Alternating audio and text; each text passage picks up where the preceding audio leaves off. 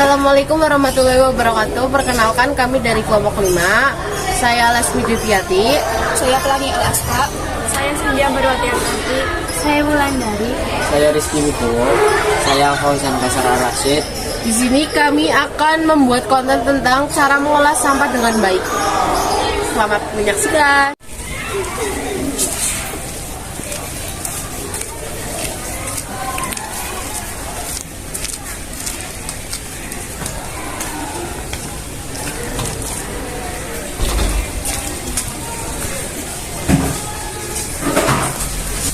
Ibu beli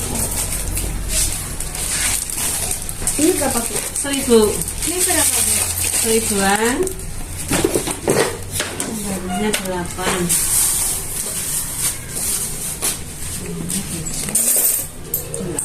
Mbak 9 ya? Oh, 9. Mbak yang 8. 8. Makasih Bu. Sama-sama.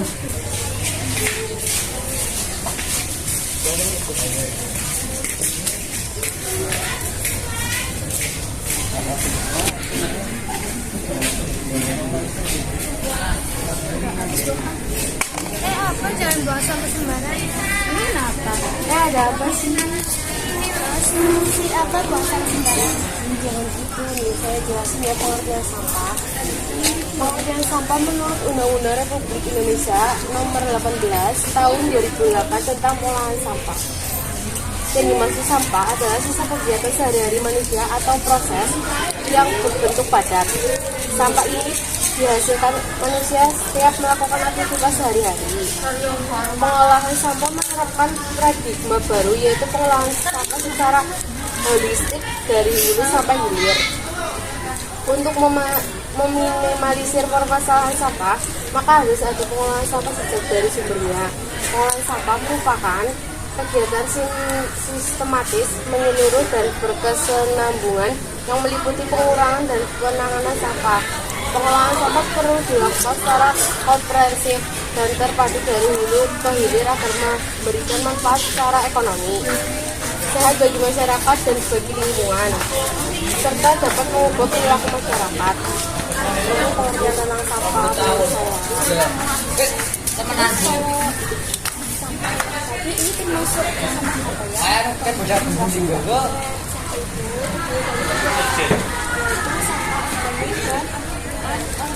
Yang kamu buang itu tadinya sampah organik.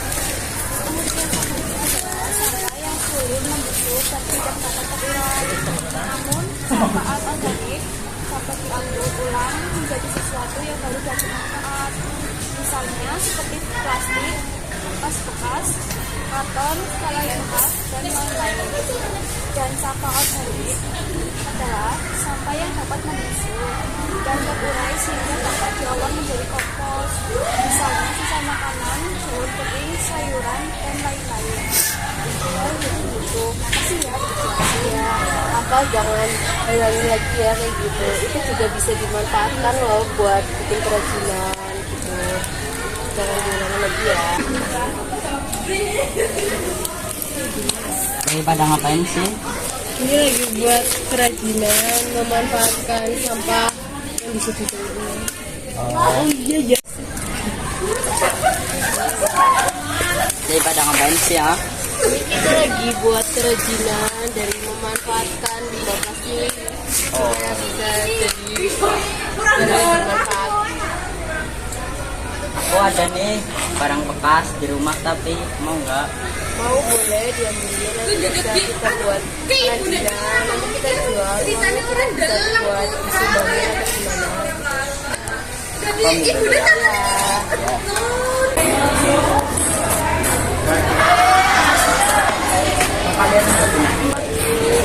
Iya, kemarin kita dari sana terus buat kerajinan yang barang yang kamu bisa.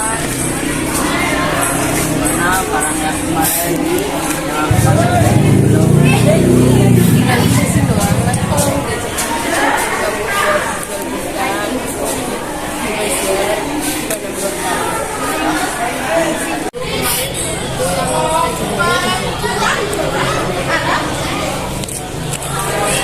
Beli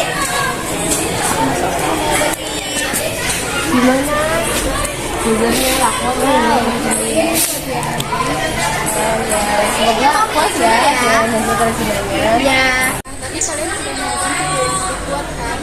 Nah, di sini saya akan menjelaskan lebih detail lagi tentang cara mengolah sampah yang baik. Pengolahan sampah yang dimaksud sampah adalah sisa kegiatan sehari-hari manusia atau proses alam yang berbentuk padat. Sampah ini dihasilkan manusia setiap melakukan aktivitas sehari-hari. Jenis-jenis sampah berdasarkan sifatnya.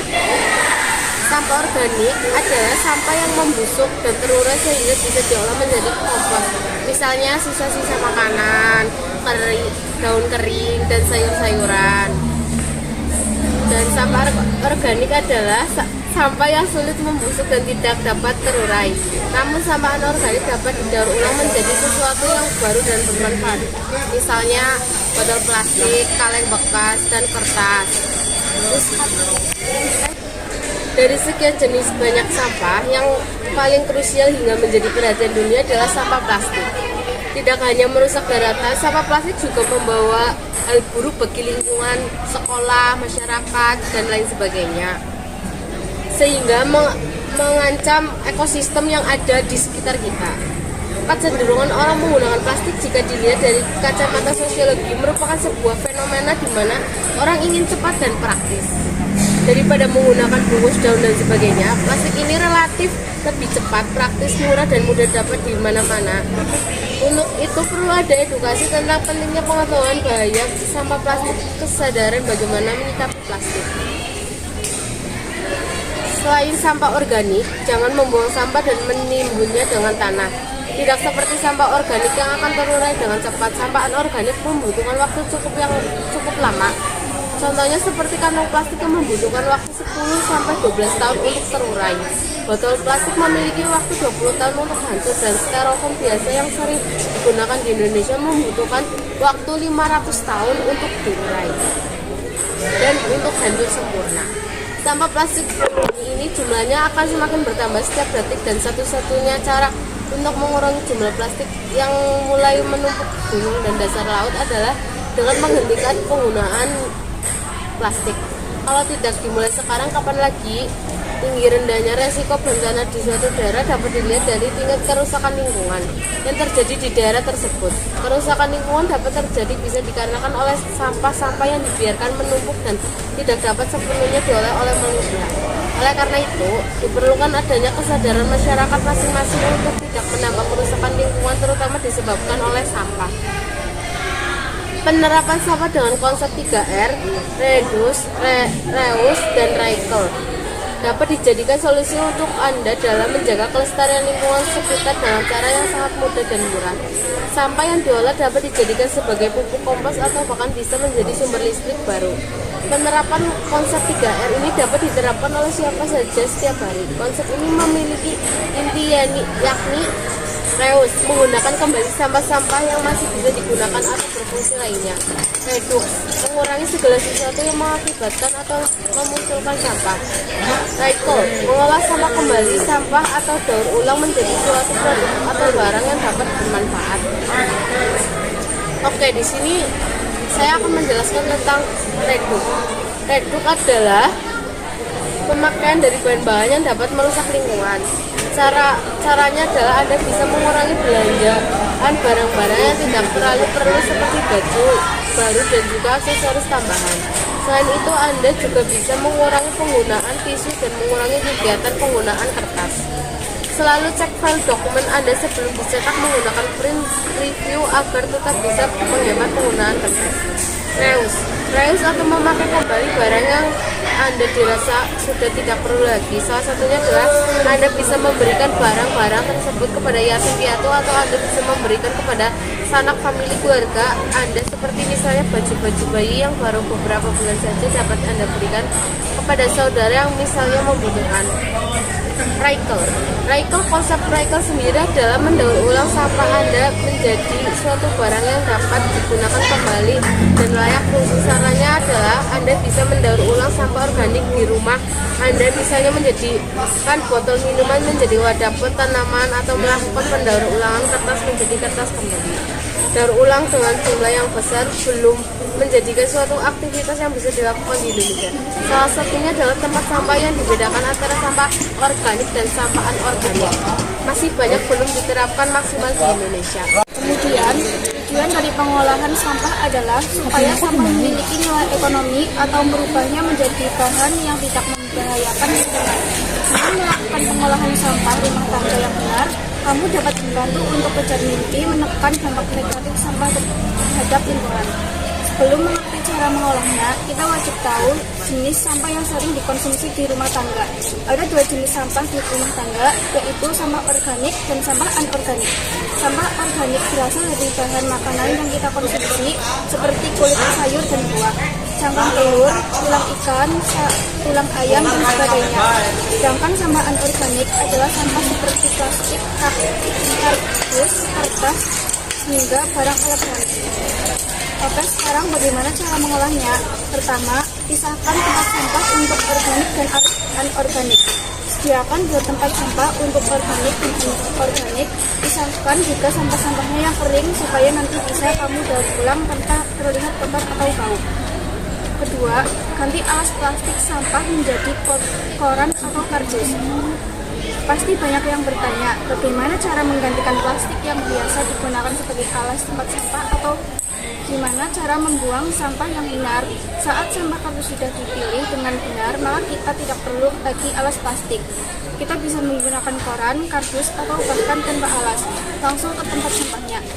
Ketiga, ubah sampah organik menjadi pupuk kompos. Cara mengolah sampah rumah tangga berbahan organik yang paling ramah lingkungan adalah menjadikannya kompos untuk berkebun. Kalau kamu tidak suka berkebun, kamu tetap bisa menyumbangkan kompos kepada organisasi yang bergerak di bidang perkebunan. Nantinya sampah-sampah ini akan lebih bermanfaat. Keempat, mendaur ulang sampah anorganik kering. Kamu bisa membuat DIY barang-barang yang seperti botol bekas menjadi pot tanaman, kaleng menjadi tempat menyimpan bumbu. Selain itu, kamu juga bisa memilih sampah plastik tertutup seperti botol plastik yang dapat didaur ulang untuk sampah plastik terbuka jika dihancurkan menjadi biji plastik. Kemudian, sampah tersebut diberikan ke bank sampah. Hal ini membantu meringankan kerja para teman-teman pemulung. 5. Memberikan sisa minyak jelantah ke instalan pengolahan minyak. Jangan pernah menuangkan minyak ke saluran pembuangan bakteri. Minyak sisa yang dibuangkan di atas membuat kita saluran air dan lebih buruk bisa mencemari saluran air di seluruh kota. Minyak jelantah ini bisa disumbangkan dengan sebelumnya didinginkan dan diletakkan ke dalam wadah agar menjadi biodiesel yang lebih bersih. Biodiesel adalah bahan bakar non-toksik dan dapat terurai sehingga dapat menggerakkan mesin mobil sekaligus membantu lingkungan. Sobat sukses instalasi mengolah minyak jelantah beli jelantah. 6. Mengolah sampah berbahaya. Jangan buang barang berbahaya yang mengandung kimia seperti bahan atau tinggal krim sampah biasa. Sampah yang mengandung kimia sangat berbahaya untuk lingkungan. Pisahkan sampah ini dan bawa langsung ke dalam sampah sehingga bisa diolah dengan cara yang tepat.